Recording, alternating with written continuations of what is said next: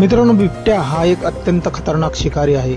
एक वेळ वाघ सिंह परवडले कारण ते जंगलाच्या बाहेर शिकार करायला येत नाही, पण बिबट्या थेट लोकांच्या घरात शिरून हल्ले करतो.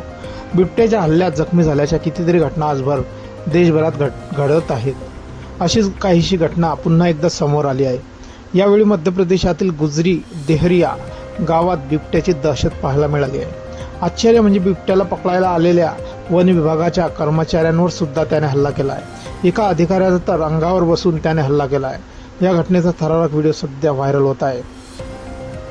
हा व्हिडिओ पीपल्स अपडेट या एक अकाउंटवरून शेअर करण्यात आला असून या व्हिडिओमध्ये तुम्ही पाहू शकताय बिबट्याला पकडण्यासाठी वन विभागाच्या कर्मचाऱ्यांनी सापळा लावला आहे.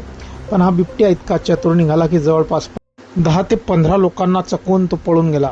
दरम्यान त्याने काही गावकऱ्यांवर सुद्धा हल्ला केल्याचं समोर येत आहे. आपण बघू शकता बिबट्या लोकवस्तीमध्ये शिरला आहे आणि त्याला पकडायला फॉरेस्टचे अधिकारी टीम घेऊन आलेले आहे. अशातच एक पोलिसावरती तो बिबट्या त्याच्या अंगावरती धाव घेतो आणि त्याच्या अंगावरती त्याला चावा घेतो आणि खाली पाडतो. तो अधिकारीही खाली आपल्याला नालीच्या किनारी पडताना दिसला. तेवढ्यात त्याचे सहकारी धावून काठ्या घेऊन येतात आणि हे बघताच बिबट्या पुढे जातो.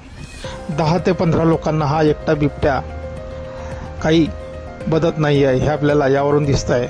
मित्रांनो, हा व्हिडिओ सोशल मीडियावर चांगलाच व्हायरल झालेला असून यावरती भरभरून अशा प्रतिक्रियाही येत आहेत.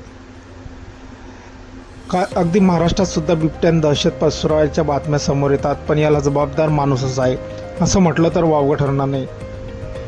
कारण वास्तविक बिबटे जंगलाच्या बाहेर येत नाहीत, तर माणसानेच जंगलं नष्ट करून घरं बांधली आहेत असं काहींचं मत आहे.